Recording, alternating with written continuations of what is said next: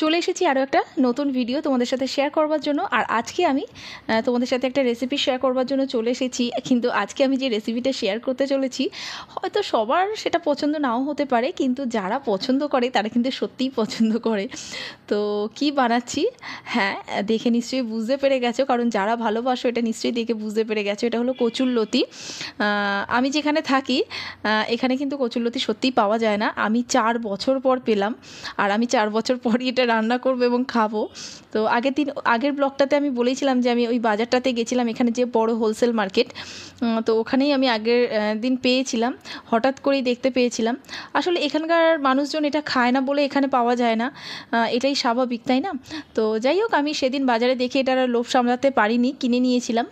তো যাই হোক, আজকে ভাবলাম যে রান্নাটা তোমাদের সাথে শেয়ার করি। তো প্রথমেই জল বসিয়েছিলাম, একটু নুন আর হলুদ দিয়ে জলটা ফুটে উঠলেই তার মধ্যে দিয়েছি ওই কচুরলতিটা, কেটে পরিষ্কার করে ধুয়ে নিয়েছিলাম। তো সেটাই দিয়ে একটু সেদ্ধ করে জলটা ফেলে দিয়ে একটু ধুয়ে আমি রেখে দিয়েছি সাইডে। আর এটা আমি চিংড়ি মাছ দিয়ে বানাবো। ছোটো ছোটো এখানে চিংড়ি মাছ নিয়েছি, যার মধ্যে একটু দেখো নুন আর হলুদ মিশিয়ে নিলাম। আর ওদিকে কিন্তু আমি সর্ষের তেলটা একটু গরম করতে দিয়ে দিয়েছি, দেখতে পাচ্ছ গরম হয়ে গেছে। এবারে আমি চিংড়ি মাছটা এটার মধ্যে দিয়ে দিলাম। তো চিংড়ি মাছটা মোটামুটি হালকা করেই ভেজে নেব। তো গ্যাসটা মোটামুটি মিডিয়াম ফ্লেমেই আছে। তো দেখতেই পাচ্ছ চিংড়ি মাছটা ভাজা হয়ে গেছে।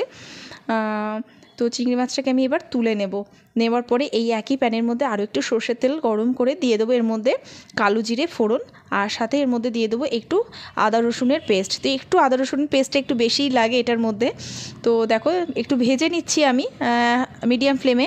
তো ভেজে নেওয়ার পরে এর মধ্যে সামান্য একটু হলুদ গুঁড়োও আমি দিয়ে দিলাম, আর এটার মধ্যে দেবো একটু পেঁয়াজ কুচি। তো পেঁয়াজটা দেওয়ার পরে দেখো বেশ কিছুক্ষণ কিন্তু আমি পেঁয়াজটাকে একটু ভেজে নেব, মোটামুটি একটু নরম হলেই নরম করে নেব। তো পেঁয়াজটা নরম হয়ে গেছে দেখতেই পাচ্ছ। তো এবার এর মধ্যেই সেদ্ধ করে রাখা কচুরলতিটা আমি দিয়ে দিচ্ছি।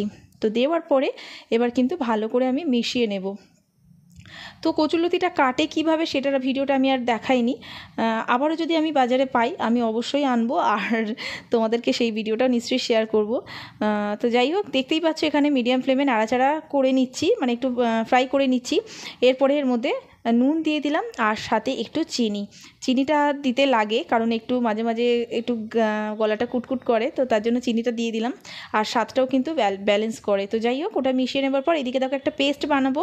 সর্ষেটাকে একটু ভিজিয়ে রেখেছিলাম, তো সেটাই অল্প একটু জল দিয়ে আর একটা কাঁচা লঙ্কা দিয়ে পেস্ট করে নিয়েছি। অবশ্যই যে যেরকম ঝাল পছন্দ করো সেই হিসেবে এখানে কাঁচা লঙ্কাটা অ্যাড করবে। তো আমি একটু অল্পই ঝাল দিলাম।